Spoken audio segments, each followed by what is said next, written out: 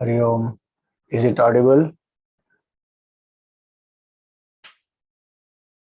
Okay.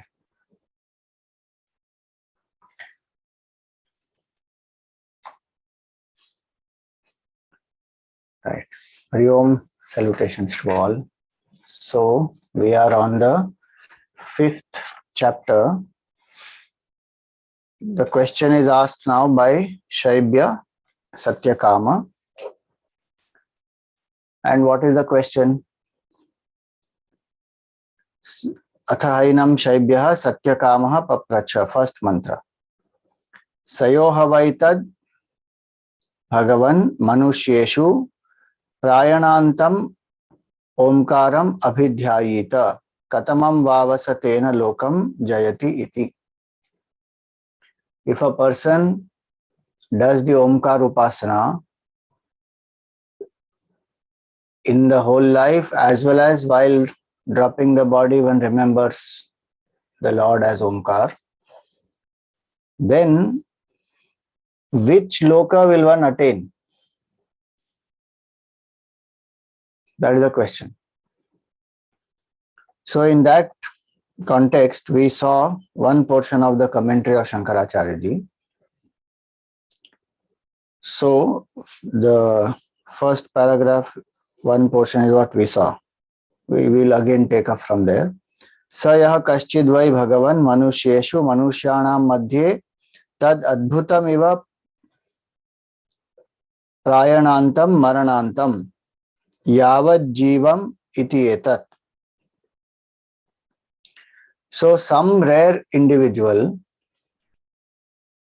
among so many thousands of them, some rare individual takes up this upasana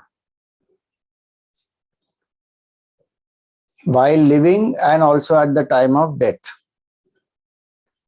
Now we should remember here that, see, those who follow the selfless path itself are very less, meaning the path of karma yoga, which purifies our mind, where selflessly one serves the society, dedicating all actions to Bhagavan, doing one's duty as an expression of devotion to the Lord, that itself is few. Much lesser are those who take up upasana.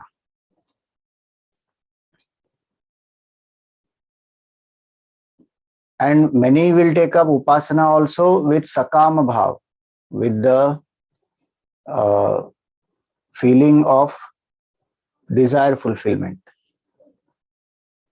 So one will accordingly, one wants to attain some powers, some enjoyment, some punya karma, some blessing from the devata on whom one is meditating.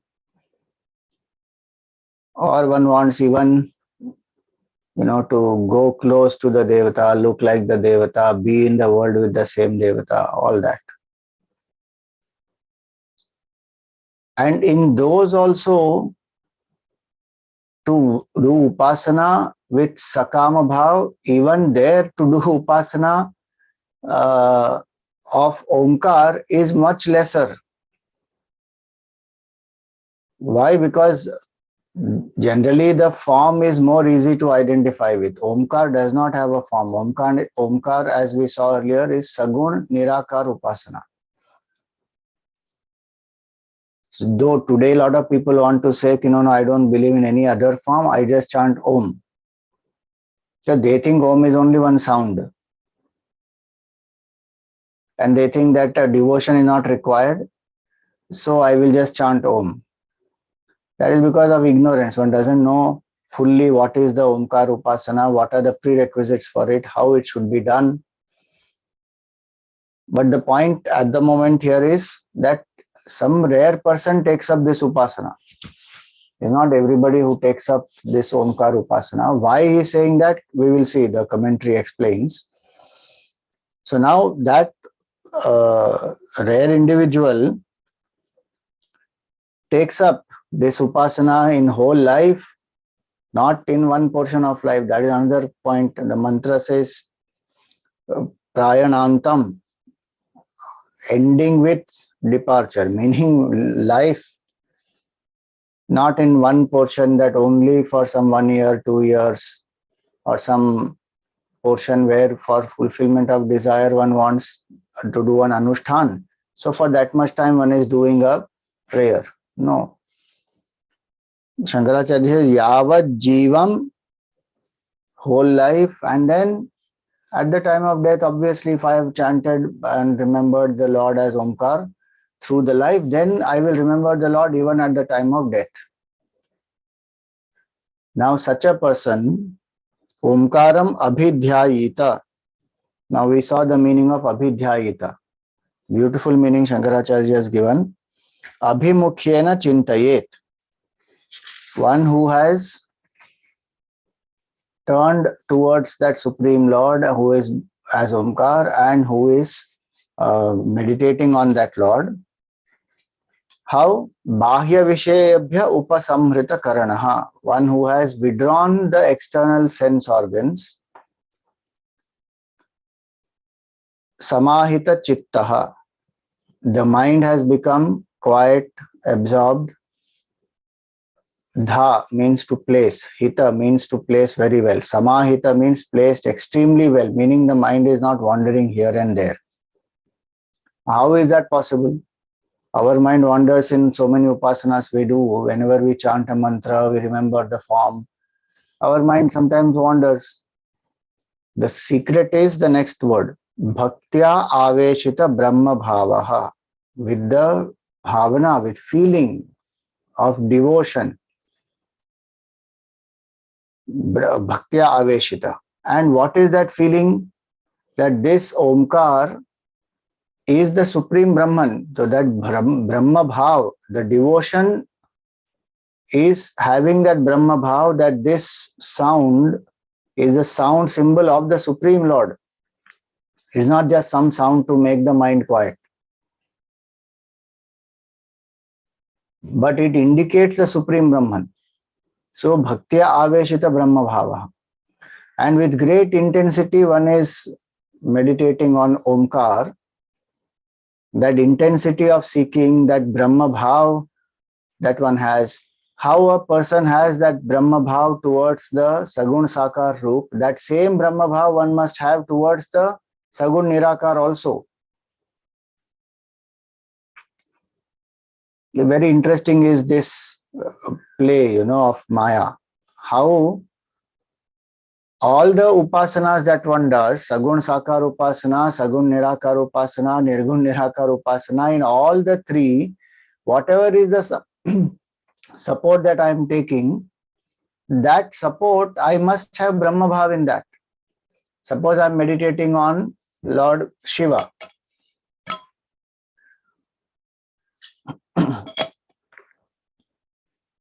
Then my bhavana is Lord Shiva is the Supreme Lord, who is creator, sustainer, destroyer, and he is Brahman who is beyond all this also. That with that bhavana one does upasana of Lord Shiva. One who is doing upasana of the Nirgun Nirakar also will have that bhavana, that these pointers that I am using are pointers of the Supreme Brahman. And that Brahman alone using Maya appears as the world. That is a Vedantic outlook. A Bhakta will say Bhagavan has created this world. Nirgun Nirakar Upasak will say Brahman alone is appearing as this whole world. I am meditating on that Brahman. So one is doing that Nirgun Upasana. There also Brahma Bhav is there. Sagun Sakar also Brahma Bhav is there. In between is Sagun Nirakar. And what we have done today, we remove Brahma Bhav from Sagun Nirakar Upasana. Just Omkar, Omkar, just chant Om. Just sound symbol, quieten the mind, relieve the stress, reduce the anxiety, increase concentration, improve the memory. Arey, Brahma Bhav is important in that. Whichever is the support one takes, the issue is not which one takes. And so many people, when we don't want to do this Saguna Upasana, then we will say no form, no Omkar. We will just um, meditate on the formless. How to do that? One doesn't know.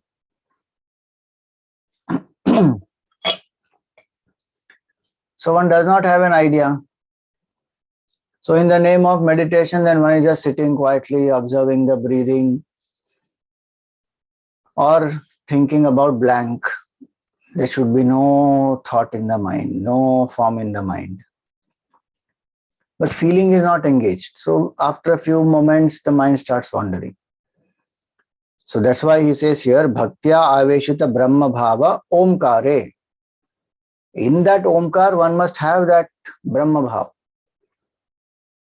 Now one can look at Omkar as Supreme Brahman, Parabrahma, or even as the symbol to make the mind single pointed, pure, surrender, whichever way one looks at it. That anyway comes in the reply. So here he says, Bhaktya Aveshita Brahma Bhava Omkare Atma Pratyaya Santana Avichhedo Bhinna Jatiya Pratyayantara Akhilikrito Nirvata Deepa Shikha Samo Abhidhyayan Shabda Artha. Abhidhyana Shabda Artha. So this Upasana is done with great single pointedness. That is what he says here. Atma Pratyaya Santana Avichhedo. So with single pointedness, this Omkar represents this, is a symbol of the Atma. It means Supreme Brahman, with that bhav. And putting aside all the other distracting thoughts. Bhinna Jatiya Pratyaya, leaving aside all the other thoughts about the world, about some memory, some person, some enjoyment, putting aside all that, focusing on Omkar as a Supreme Brahman. And the example given here is like the flame in a windless pot. Nirvatastha Deepa Shikha Sama. So the flame in the windless pot will be very steady. This analogy comes even in the Gita in the 6th chapter. Yatha Deepo Nivatastha. Deepa is a lamp there, the flame. Nivata means no wind. Na ingate, that how that flame will not flicker. So the flame without a flicker in the windless pot. Yogino yata chittasya yunjato yogam atmanaha. That is the mind of a yogi who is striving to unite with the self. Same expression Shankaracharya has used here in his commentary, that the mind of this person who is doing Upasana has become single pointed, fully identified with the Upasana that one is doing, Omkar Upasana, and has put aside, has come away from all the other distracting, tempting, worldly thoughts, and is very steady. He is not gone into thoughtless state or not gone into sleep, not wandering in the world. You see, in Yoga Shastra they say there are different states of our mind. Moodhavastha, deluded state, wrong notions one has, even one goes off to sleep. Moodhavastha, Kshipta Avastha, where the mind is wandering. Vikshipta Avastha, extreme wandering. Then Ekagra, the mind has become single pointed. That is this. Ekagra. And then Niruddha, where the mind is completely withdrawn from all thought possibilities and absorbed in that self. So this mind which has become single pointed, no distracting thoughts, that is the meaning of the word abhidhyana. Abhidhyayita was the word used in the mantra. See the prerequisite here. If I am doing Omkar Upasana, these things must happen. That when I am chanting Om, my bhavana is that Omkar is the supreme symbol of the Lord. My intellect is thinking continuously that I am one with that Omkar in my true nature. So the heart and the head integrated together. And there is no human form that Omkar has like other deities. There is no form also. One is just focusing on the sound symbol and feeling the bhavana, thinking that I am that Omkar. If one doesn't want to think I am that Omkar or is not ready to think that, at least one is focusing on that Supreme with the right understanding that this Omkar represents Supreme Brahman. So that understanding is there, then the feeling is there, and then one is focusing. The mind is absorbed. And one has withdrawn from all external activities. One is sitting quietly, withdrawn from all sensory perceptions also, and one is doing this upasana. Consistently, day after day, one keeps doing this. Now, is this enough? No, Shankaracharya has added some more prerequisites here. What are they? Satya, Brahmacharya, Ahimsa, Aparigraha, Tyaga, Sannyasa, Shaucha, Santosha, Amaya, Vitvadi, Aneka, Yama, Niyama, Anugrihitaha. Sa evam yavat jiva vratadharanaha. 9 values he gives here and then says etc.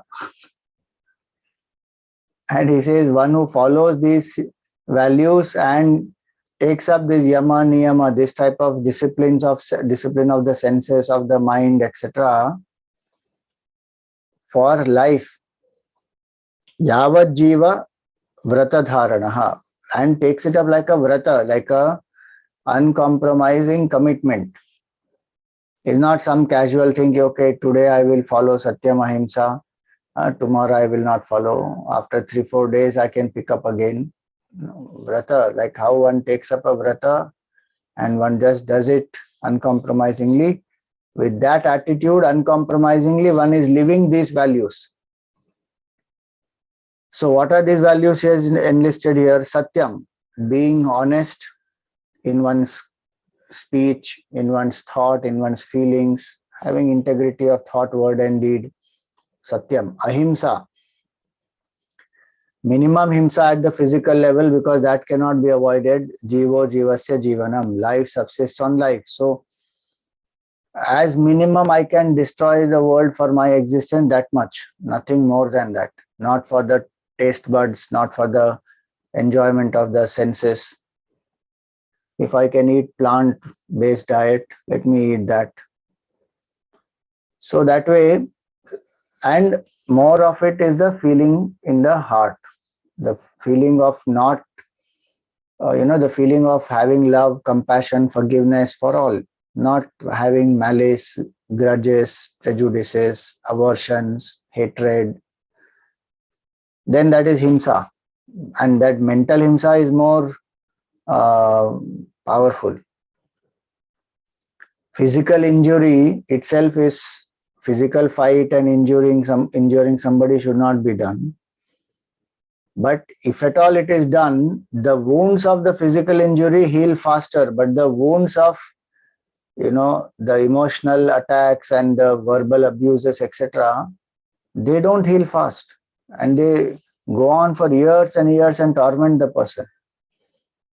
So ahimsa is more at the mental level, that we don't think ill of anybody, feel any such negative emotions and then hurt them, harm them, injure them. So satyam, ahimsa, brahmacharya, to live in sense control Moderation, if one is a grahasthi, in all sense enjoyments. If one is a sannyasi, then withdrawing from sense enjoyments and living a life of complete celibacy, then that is the brahmacharya. So brahmacharya at physical level, ahimsa at the mental level, satyam at the intellectual level, living up to one's conviction, that is satyam at intellectual level. These three are the fundamental principles of Sanatana Dharma. All other values can be classified under these three. So he mentions that satyam, ahimsa, brahmacharya. Then aparigraha. One does not have too many possessions, or it's not about having less or more. It is about the possessiveness, that one feels that only when I have so much, then I will, I feel secure. You know, those who are sannyasis, they, in the traditional sense of the term, the word aparigraha also is such that they don't collect and keep anything. Even the food, when one gets bhiksha, one eats that food, and if there is some more bhiksha, the bhiksha has come more, one doesn't even keep that. One gives it away, distributes it. Why? Because the thought, one does not entertain that, let me save this for the next meal. One doesn't collect like that. That is the traditional meaning also of aparigraha. Even that food, we just think about it, where the next meal will come from, one doesn't know. Will it come or not, also one doesn't know. Natural human tendency is, let us save this. Here, aparigraha here is, the sannyasi does not even save that, will distribute it, what has to come will come. Because that is the tendency about future, which makes us hoard so many things. What if I need this tomorrow? You think about it, that thought,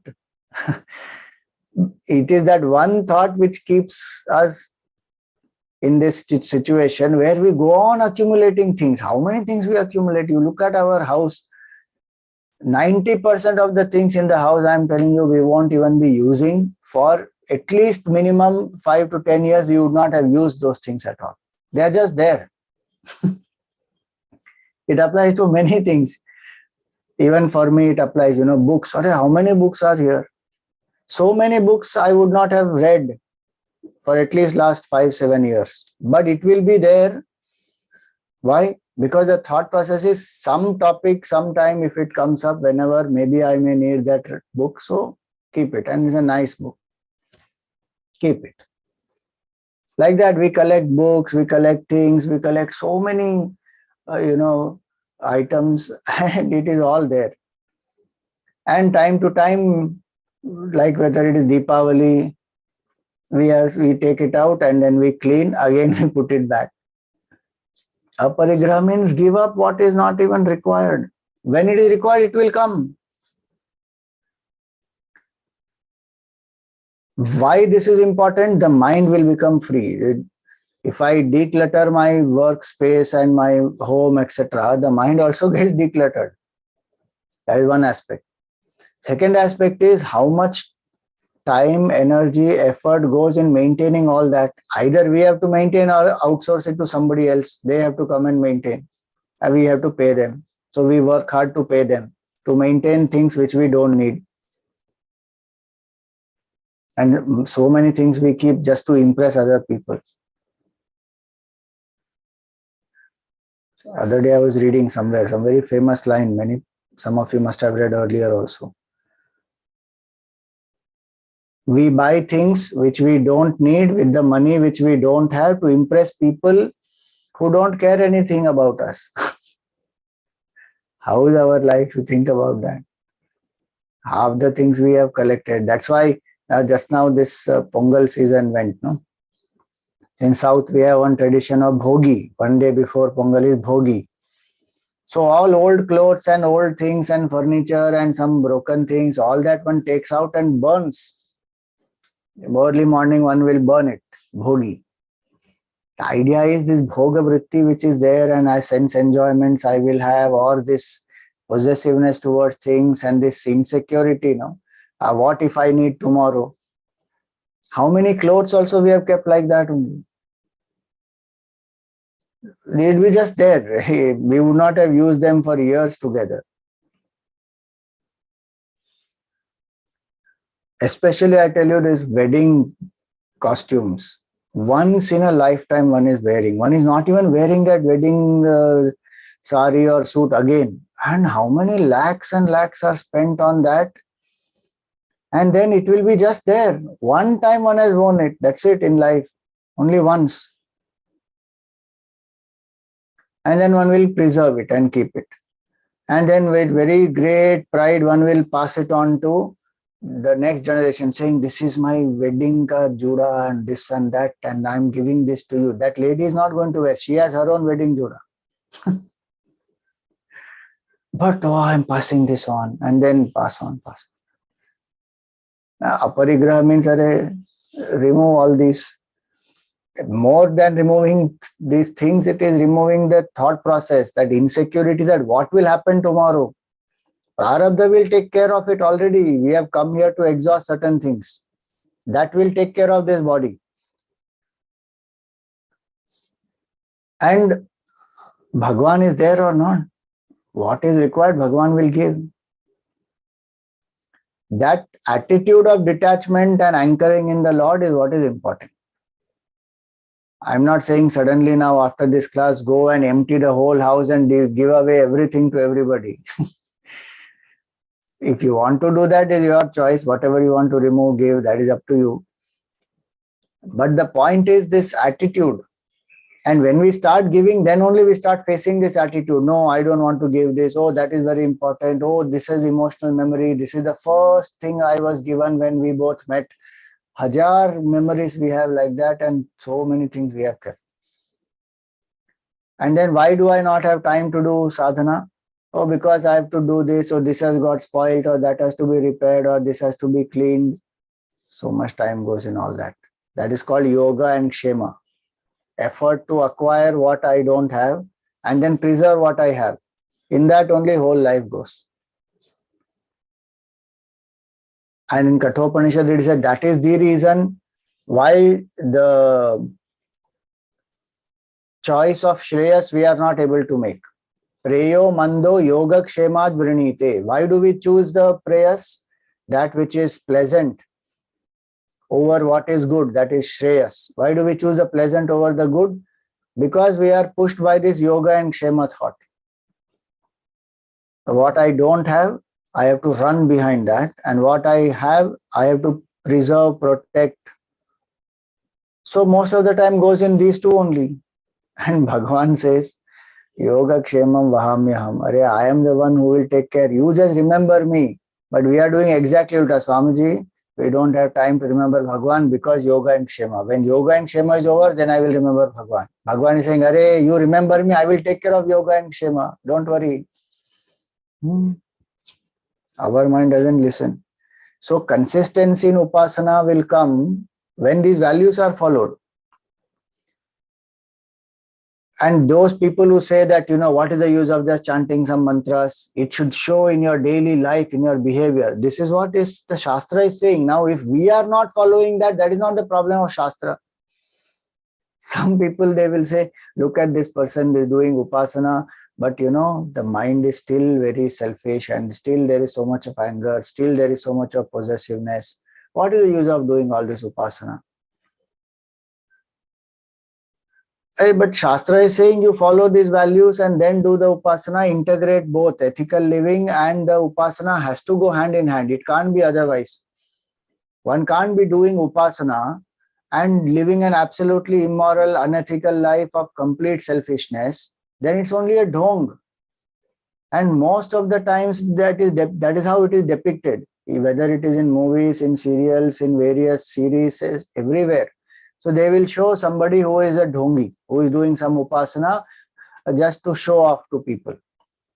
Great, one mandir will be there and they will sit together and do the arati and very lavishly, they will celebrate all these rituals and festival and all that. But the life is absolutely corrupt.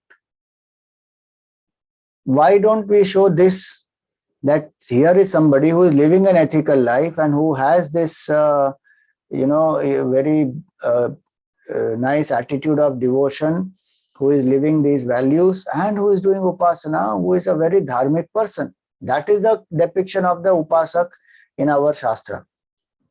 Now twisted depictions are given, so people go away from upasana, saying, no. Now what happens? Neither they are changing their ethical life, nor they are doing upasana, living a completely materialistic life. What kind of so-called development and advancement of thought is that? That is literally falling to primitive levels then. Those who are doing upasana, they are branded as primitive. But the real upasak is not at all primitive, he is very evolved in thinking. The ethical life is integrated with the life of sadhana and upasana. They will go hand in hand. Dharma and upasana cannot be separated. By dharma here I mean values, virtues. So these values and the upasana, you cannot separate them. The result will not come. That famous line, no, Ram Nama Japna Paraya Mal Apna. What kind of lyrics are these? You just think about that. Oh, that's what I just said. Ram Nama Japna Paraya Mal Apna. What nonsense is that? If you do Ram Nam Japa, you cannot say ki Paraya Mal Apna. Did Ramji live like that? Who is he? Why should that even lyrics come about? Think about it. These are subtle ways by which we are alienated from our own culture's depth and the beauty and the practices.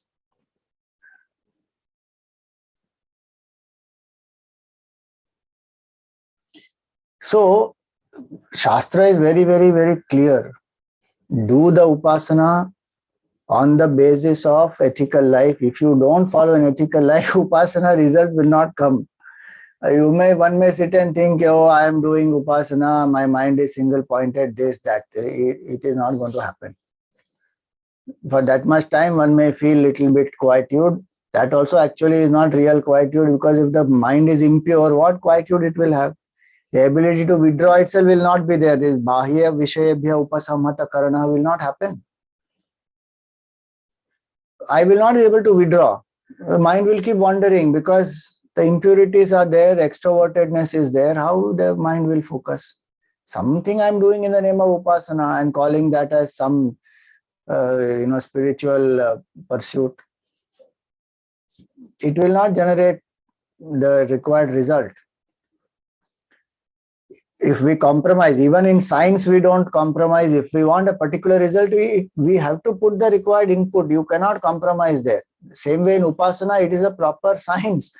One cannot compromise there, saying I will live anyhow I like, do whatever I like, then go to Gangaji, take one bath, and then I'm purified, and again I can start unethical life, and then I will keep doing this yatra, that yatra, Char Dham and Jyotirling and this and that. One should do all the yatras nicely and take a resolve that I have left this there. That is the purpose of the yatra. This wrong way of thinking, wrong way of living, this impurity, this weakness in my mind. Oh Lord, I am living here. I have come here to pray with this grace of yours. I am dropping this. So that ethical life is a great strength. Then the upasana is built on that foundation. Shankaracharya has made this very, very clear in this portion. So, Satyam, Brahmacharya, Ahimsa, Aparigraha, then Tyaga. Here, Tyaga means the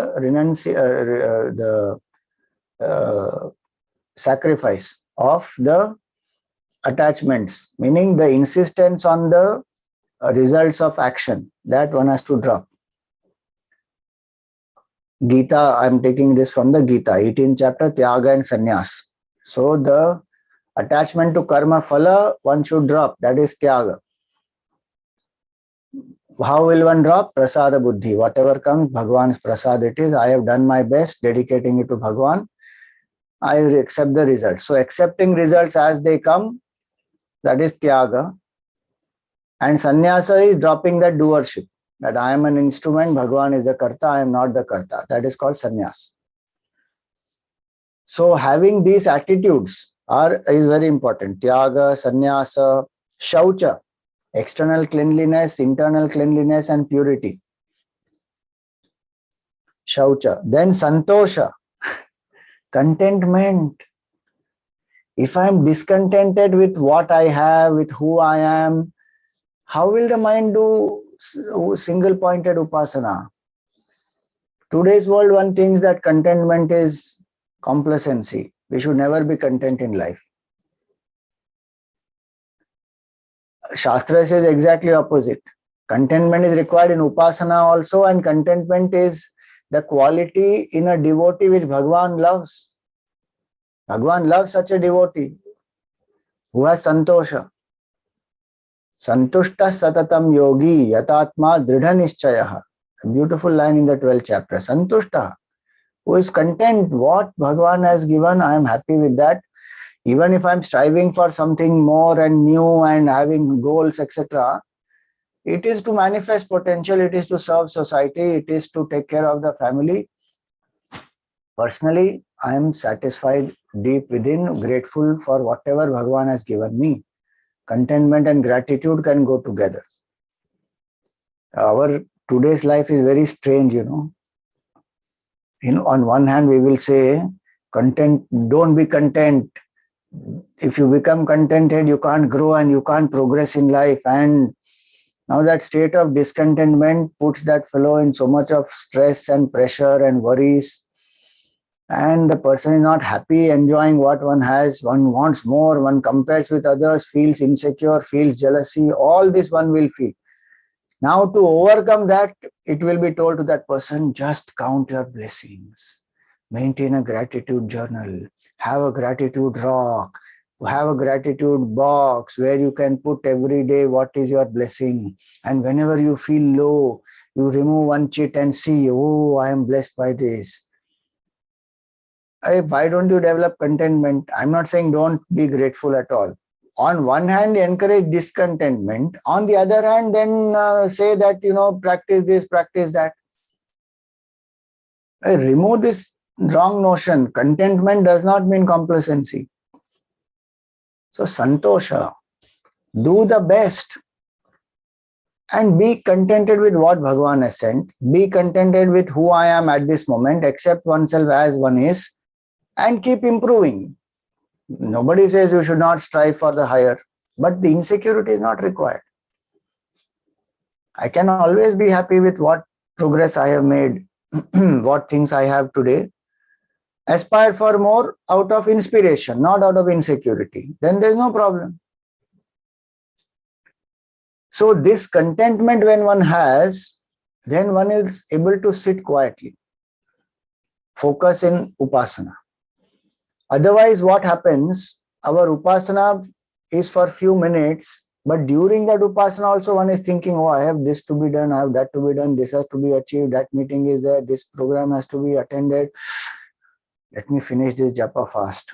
Om, om, om, om, om, om, om, om, om, om, om. Finish today's mala over. That is what will happen. If contentment is not there, the mind will play the trick that I don't have time enough.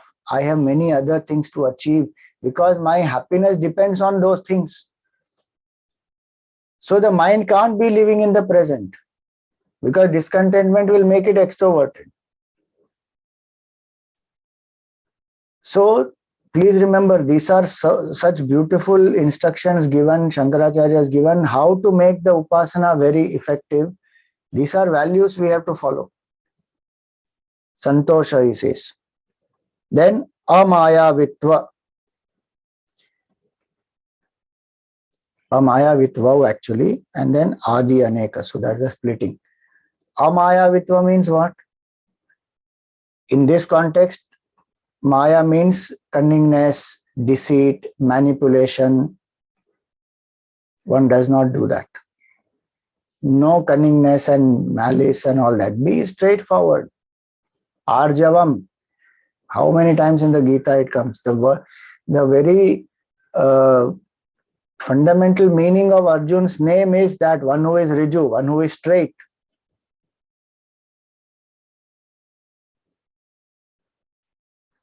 In the Gita, it comes again and again. Amanitvam madam bhitvam ahimsa kshantir arjavam. Arjavam is straightforwardness. In the Ramayana also Bhagavan says that. Chala kapata mohi chidrana bhava nirmal man jan so mohi pava. One whose mind is pure, that person will attain me. Who is straightforward. Who doesn't put a false show of, I am so great, I am so knowledgeable, or this and that. Nothing. Straightforward. So many complications in relationships will become simple when people are straightforward to each other. They don't need to play games. How much time we keep on playing games? Here there's no time to do sadhana and get mukti. We have enough time to play games with each other. Why don't you just be transparent? No, I have to hide my weaknesses. I have to show myself as some very great person. And that is how they impress the other person. And then they meet together, they live together. And then they say, oh, this is not who I thought. You are a completely different person. I don't know you anymore. Why all that nakhra is happening? Because each one was not transparent to each other. They were trying to impress the other with something else only. And they got impressed also. And then the reality dawns, this person is not that person is not this, both of them are something else only. All kinds of confusions are there. If we just followed dharma nicely, so many things we would have saved our time. Love, peace, harmony, trust, respect, all that today which is lacking in relationships is because some of these things are not there. And in the name of being modern, liberal, open-minded, we're flouting all these norms and thinking these are stereotypes.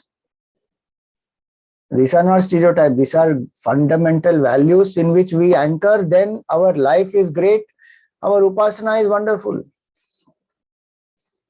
Upasana cannot give result unless these things are there. So if malice is there, cunningness is there, how will I surrender to Bhagavan? That ego which does not want to show its own weaknesses to others and wants to only hype up its achievements and even sometimes put on a false show of what it does not even have. That is called dambha, hypocrisy, pretension. How will that ego surrender to Bhagavan? Was Duryodhana able to surrender? Not at all. Bhagavan himself came as Shanti Dut and he was trying to capture Bhagavan. And there also Bhagavan showed his Virat Roop. Still that fellow did not understand. Just imagine compassion of Bhagavan. That Virat Roop was shown to him before Arjun saw the Vishwaroop. Still this fellow did not change. He said, no, I have to fight. So this cunningness, manipulation will not help us to progress on the spiritual path. One may achieve some, worldly achievement, and one may feel great, and there are only 10 flatterers who will praise you for it. That doesn't mean anything, honestly speaking. But that is what we are training our children, unfortunately. Be street smart. Be smart, but anchored in goodness, be smart. Now, goodness goes completely. Just be smart and do anything, anyhow, means doesn't matter, and manipulate the means and achieve your goal. What is important is goal. Nothing succeeds like success. And whichever way you get success, finally you have got it. Half of the things that you see in the world, in the media, etc., they will show that, glorifying this. Then what kind of society we are going to build? If this unethical living is hyped up and success is shown, this is success and how this person lives, and how will we create a happy world? So all these points Bhagavan Shankaracharya has given. He says all this and aneka yama niyama and many more such disciplines. Yama and niyama here mean disciplines. Many more such disciplines. Yavat jiva vrata dharana. As long as one is living, meaning in whole life, one should live this uncompromisingly. And there is a different strength in this ethical life.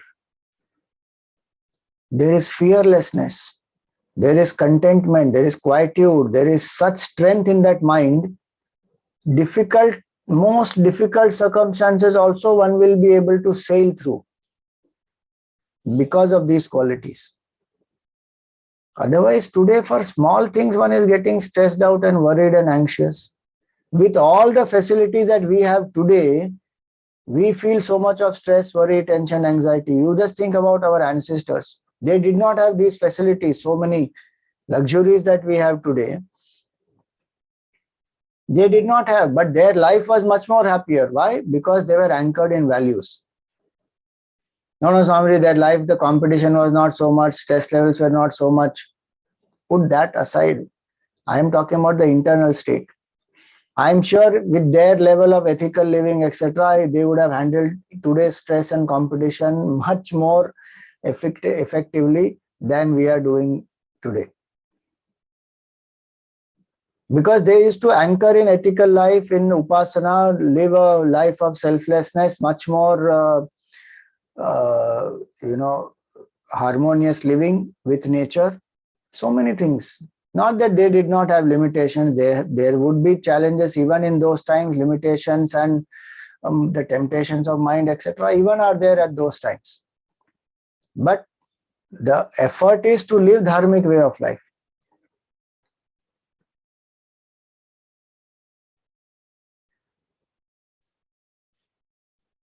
You just think, even in terms of the family,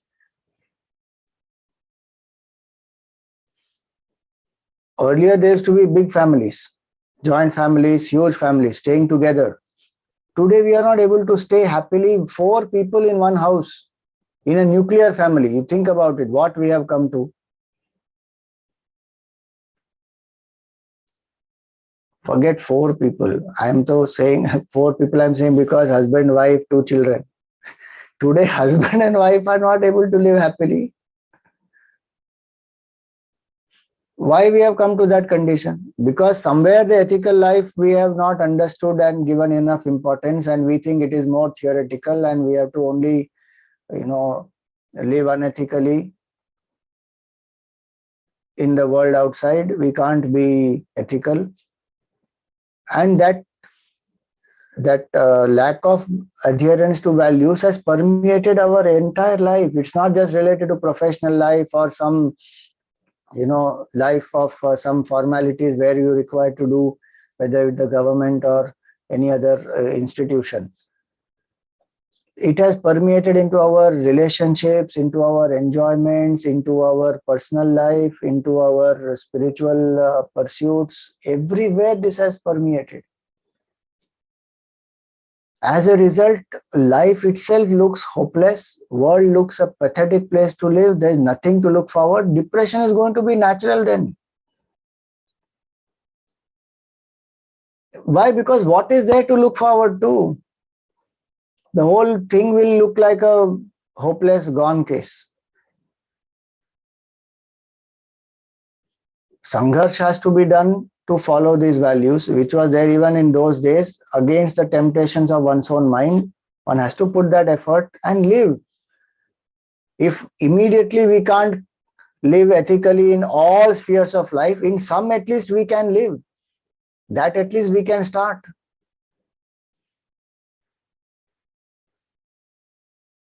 So all these values very important. So he says yavat jiva vrata dharanaha.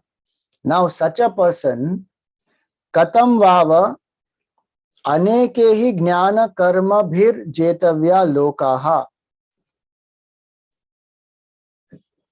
There are many possibilities of attainment for this person.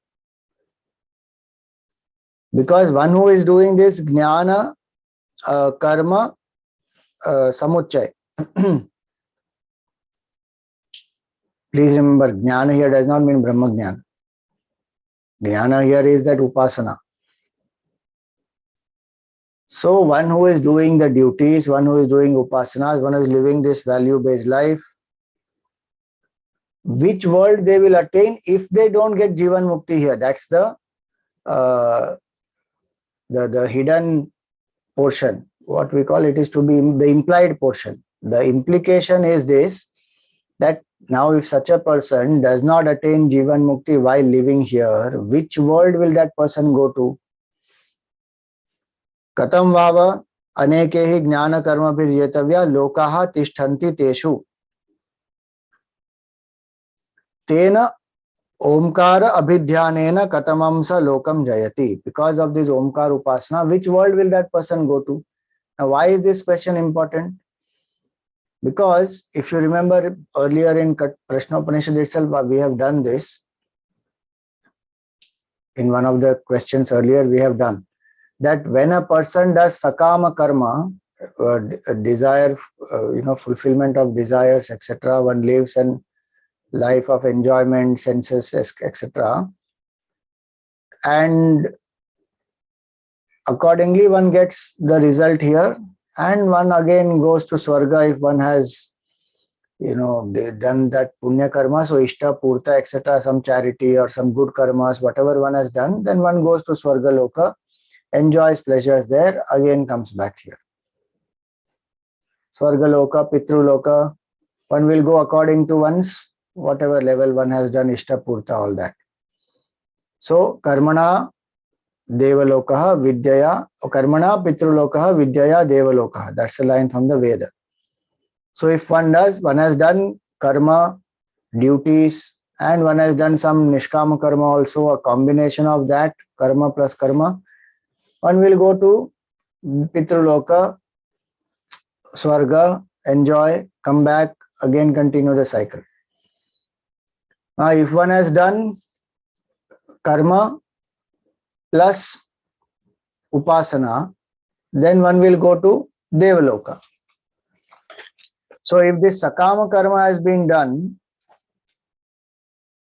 to go to swarga, etc., to enjoy, etc., one does rites, rituals, all this, one can go to that devaloka. And if one has done upasana along with that, depending on what bhav that upasana is done, one may even go to the loka of that devata of the upasana, meaning a devotee will go to Krishna loka, Saket loka, even is Krishna devotee. Sorry, Goloka, one is Krishna devotee. Saket, if it is Bhagwan Ram. Like that, Kailas, if it is Shivji, Vaikuntha, if it is Vishnu Bhagwan. Like that, one will attain. That is called Devaloka. Then, based on this, Sakama Upasana, if one has done, one can even get siddhis, one can even get certain powers of that devata, and one can even go to Brahmalok, but one will enjoy there the most refined sense enjoyments there, and one will again come back. Because Upasana is Sakama Upasana. If one has done Nishkama Upasana, then one doesn't go to the loka of those devatas. One gets punya, one gets the satsang, one gets the guru, one starts doing Shravan Manan Nididhyasan and strives for Jivan Mukti. And if one doesn't get Jivan Mukti, one goes to Brahma Loka. From there one gets Krama Mukti if one doesn't have karmas to come back to this world. So one can get Krama Mukti. Now the question here is being asked, which one will this person get if one does Omkar Upasana? Because will that person go to Pitruloka, Swargaloka, or the Loka of the Devata, or one will go to Brahma Loka? Or is there a separate Loka for the person who is doing Omkar Upasana? Because there's not Sagun Sakar Upasana, it's only sound symbol. Where will this person go?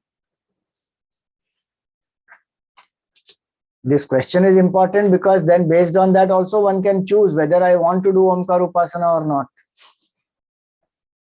So this is the implication of the question, why he has asked that which result one will get. What will be the goal? I mean, what will be the destination? Where will one reach if I do Omkar Upasana? Because if I didn't get Jivan Mukti here, then what is my condition? And obviously the implication there further is that how will I get Jivan Mukti in this context? If I go to a loka, then what happens? How will I get Jivan Mukti? That's the implication. So what is the answer? That we will take up in our next class. Any questions for today?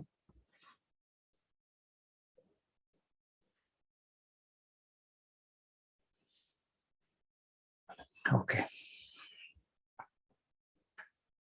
Om Purnamada Purnamidam Purnat Purnamudachyate Purnasya Purnamadaya Purnameva Vashishyate. Om Shanti Shanti Shanti. Harihi Om Shri Gurubhyo Namaha. Harihi Om.